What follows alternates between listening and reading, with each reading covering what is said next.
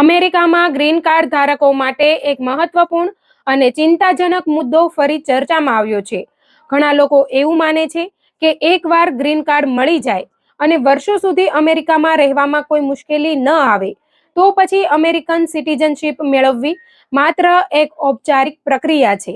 પરંતુ હવે ઇમિગ્રેશન નિષ્ણાંતો અને વકીલો ચેતવણી આપી રહ્યા છે કે સિટીઝનશીપ માટે અરજી કરવી કેટલાક લોકો માટે ફાયદાકારક સાબિત થવાના બદલે મોટું જોખમ બની શકે છે, ખાસ કરીને એવા લોકો માટે જેમના ગ્રીન કાર્ડ મેળવવાના ઇતિહાસમાં કોઈ ભૂલ, ખામી, ગેરમાર્ગે દોરતી માહિતી અથવા ફ્રોડ જેવી બાબતો છુપાયેલી હોય. અમેરિકન ઇમિગ્રેશન વિભાગ USCIS દ્વારા છેલ્લા કેટલાક વર્ષોમાં જૂના કેસોની ફરી તપાસ કરવાની પ્રક્રિયા વધુ કડક બનાવવામાં આવી છે, જેના કારણે 10, 15 કે 20 વર્ષ જૂના રેકોર્ડ પણ ફરી ખોલવામાં આવી રહ્યા છે. ઇમિગ્રેશન નિષ્ણાંતોના જણાવ્યા અનુસાર USCIS પાસે હવે એવી વિશેષ ટીમો છે જે સિટીઝનશીપ માટે અરજી કરનાર લોકોના સમગ્ર ઇમિગ્રેશન ઇતિહાસનું ફરીથી મૂલ્યાંકન કરે છે. આ પ્રક્રિયાને રીવેટિંગ તરીકે ઓળખવામાં આવે છે. પહેલા જ્યાં મુખ્ય ધ્યાન વર્તમાન લાયકાત અને સારા નૈતિક ચારિત્ર પર આપવામાં આવતું હતું, ત્યાં હવે અધિકારીઓ ગ્રીન કાર્ડ કઈ રીતે મળ્યું હતું, તે વખતે આપવામાં આવેલી માહિતી સાચી હતી કે નહીં, કોઈ મહત્વની બાબત છુપાવવામાં આવી હતી કે નહીં અને તમામ કાયદાકીય શરતો પૂર્ણ થતી હતી કે નહીં તેની ઊંડાણપૂર્વક તપાસ કરે છે.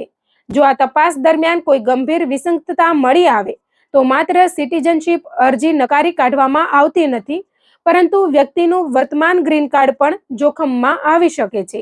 કેટલાક કિસ્સાઓમાં તો ડિપોર્ટેશન અથવા રિમૂવલ પ્રોસિડિંગ્સ સુધીની કાર્યવાહી શરૂ થઈ શકે છે. આ મુદ્દાને સમજવા માટે કેટલાક વાસ્તવિક ઉદાહરણો ખૂબ મહત્વના છે. પ્રથમ કેસ મારિયા નામની મહિલાનો છે. મારિયાએ તેના પતિના એમ્પ્લોયમેન્ટ આધારિત EB-1 ગ્રીન કાર્ડ હેઠળ ડિપેન્ડન્ટ તરીકે અરજી કરી હતી. ગ્રીન કાર્ડ પ્રક્રિયામાં વિલંબ અને બેકગ્રાઉન્ડ ચેકના કારણે તેનો કેસ લાંબા સમય સુધી અટક્યો રહ્યો.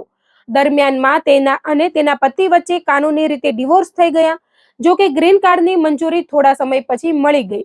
વર્ષો સુધી બધું સામાન્ય રીતે ચાલતું રહ્યું, પરંતુ જ્યારે મારિયાએ અમેરિકન સિટીઝનશીપ માટે અરજી કરી ત્યારે USCIS અધિકારીઓએ તેના જૂના દસ્તાવેજોની સમીક્ષા કરી.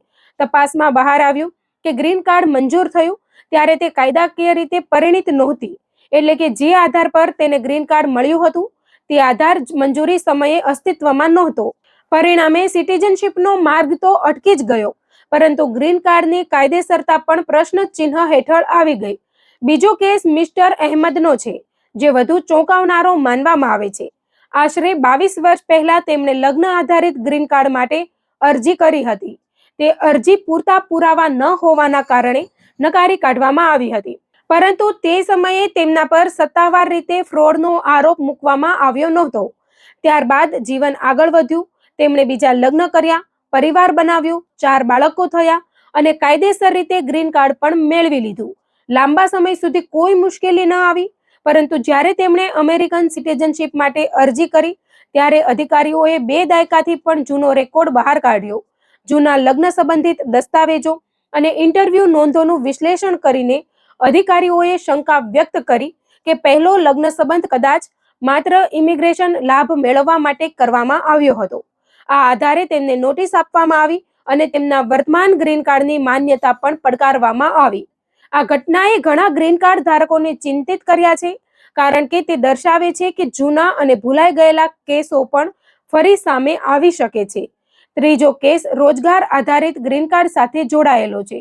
એક વ્યક્તિએ EB-2 કેટેગરી હેઠળ ગ્રીન કાર્ડ મેળવ્યું હતું. તપાસ દરમિયાન જાણવા મળ્યું કે જે કંપનીએ તેને સ્પોન્સર કર્યો હતો ત્યાં તેણે વાસ્તવમાં ક્યારેય કામ કર્યું જ નહોતું. કંપનીએ માત્ર મદદરૂપ થવા માટે અથવા ઓળખાણના આધારે અરજી દાખલ કરી હતી. તે સમય દરમિયાન ઇન્ટરવ્યૂ ન થતાં ગ્રીન કાર્ડ મંજૂર થઈ ગયું, પરંતુ વર્ષો પછી જ્યારે સિટીઝનશીપ અરજી કરવામાં આવી ત્યારે અધિકારીઓએ જૂના ટેક્સ રિટર્ન, પગારના રેકોર્ડ, રોજગારના પુરાવા અને કંપની સાથેના સંબંધ અંગે વિગતવાર માહિતી માંગી. પૂરતા પુરાવા રજૂ ન થઈ શકતા અધિકારીઓએ સિટીઝનશીપ અરજી નકારી અને ગ્રીન કાર્ડની યોગ્યતા અંગે ગંભીર પ્રશ્નો ઊભા કર્યા. ઇમિગ્રેશન વકીલોનું કહેવું છે કે આવા કેસો દરેક માટે લાગુ પડતા નથી, પરંતુ કેટલાક ચોક્કસ વર્ગના લોકો માટે ચેતવણીરૂપ છે, ખાસ કરીને એવા લોકો જેમણે ગ્રીન કાર્ડ મેળવતી વખતે ખોટા અનુભવપત્રો, ફેક એક્સપિરિયન્સ લેટર્સ અથવા નકલી રોજગારના પુરાવા રજૂ કર્યા હોય.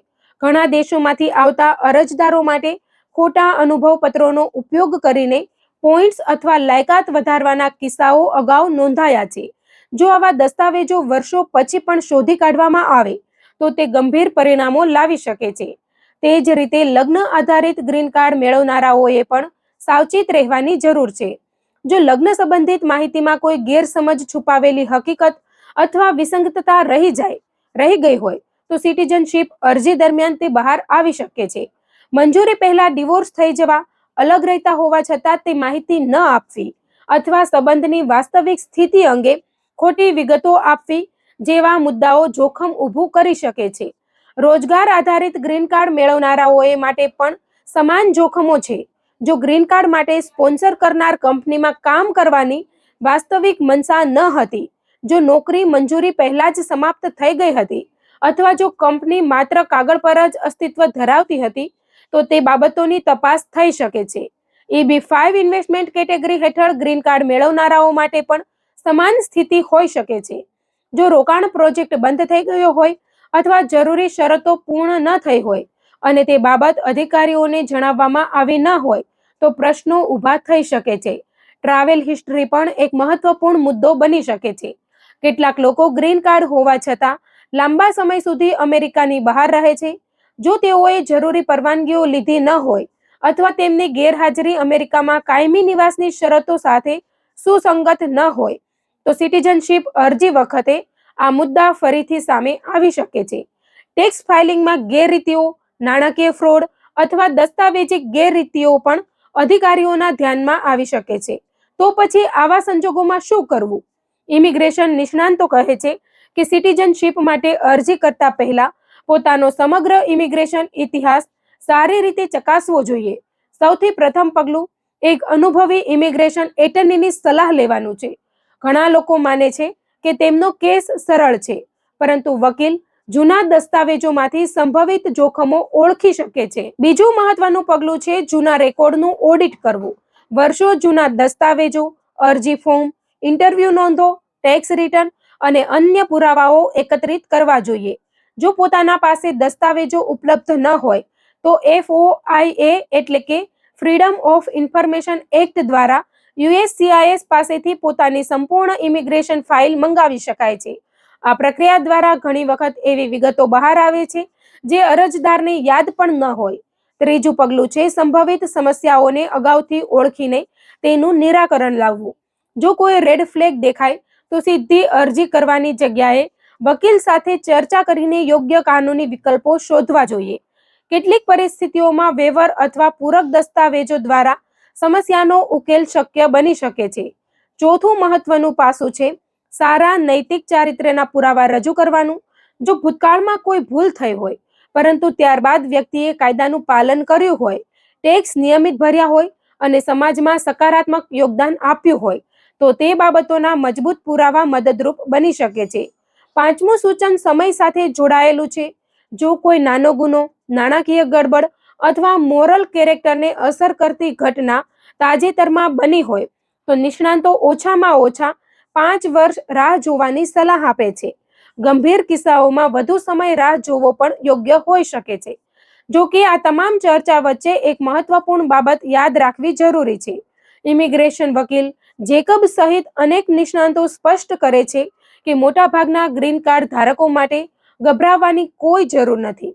જો ગ્રીન કાર્ડ કાયદેસર રીતે મેળવવામાં આવ્યું હોય, તમામ માહિતી સાચી આપવામાં આવી હોય અને કોઈ ફ્રોડ અથવા ગંભીર વિસંગતતા ન હોય તો સિટીઝનશીપ અરજી સામાન્ય પ્રક્રિયા જ રહે છે. USCISની વધતી તપાસનો હેતુ સામાન્ય અને કાયદાનું પાલન કરનારા ઇમિગ્રન્ટ્સને પરેશાન કરવાનો નથી, પરંતુ એવા કિસ્સાઓ શોધવાનો છે જ્યાં ભૂતકાળમાં ગેરરીતિઓ થઈ હોય. તેથી સાચા દસ્તાવેજો અને સ્વચ્છ રેકોર્ડ ધરાવતા ગ્રીન કાર્ડ ધારકો નિશ્ચિત રહી શકે છે. જ્યારે જેમના કેસમાં કોઈ શંકાસ્પદ મુદ્દો હોય તેમણે અરજી પહેલા સંપૂર્ણ કાનૂની સમીક્ષા કરાવવી અત્યંત જરૂરી બની ગઈ છે.